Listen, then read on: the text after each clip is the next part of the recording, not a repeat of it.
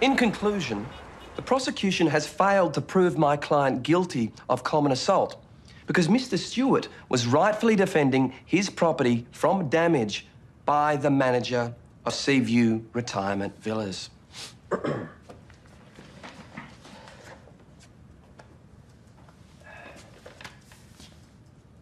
And I would ask the question, Your Honour, what would make a man who enforced the law his entire working life become a flagrant rule breaker in his twilight years?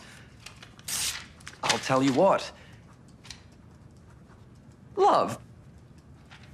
Frank Stewart was blissfully married to his high school sweetheart, Eleanor, for almost 50 years, until, after a long and painful battle with cancer, she finally succumbed.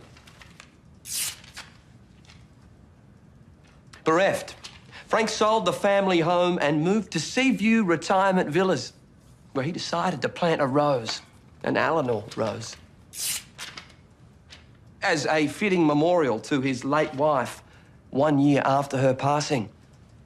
So can you imagine how he felt on that awful morning when he saw the manager hacking away at his precious rose, wrenching it from the earth and desecrating his shrine to his dearly beloved Eleanor?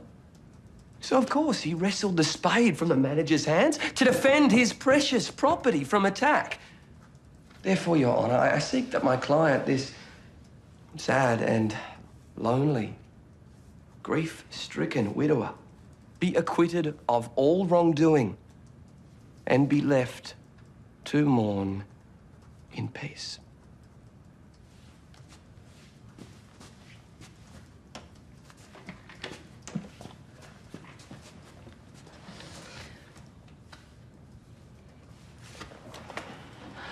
I have to say, I never would have thought that any descendant of Justice Percy Allen would be capable of employing such an emotional, heartfelt, horticultural simile. However, there is still a man who, in the course of carrying out his workplace duties, has been seriously injured.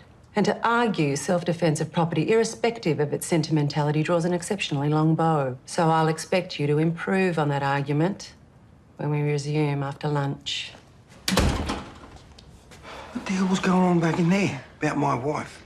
That's private. You agreed I could argue defence of property? Yeah, well, I thought you'd make me out to some roughy-tufty sort of a bloke and said you make me look like I'm a loser. Why didn't you tell me you planted that rose bush for Mum? I didn't tell them. They must have worked it out. Why didn't you tell me you got the sack? I rang them and they said that you got the arse because you tipped off some lawyers about some big insurance case.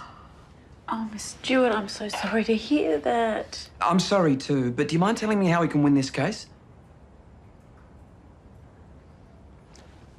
Let me have a little think.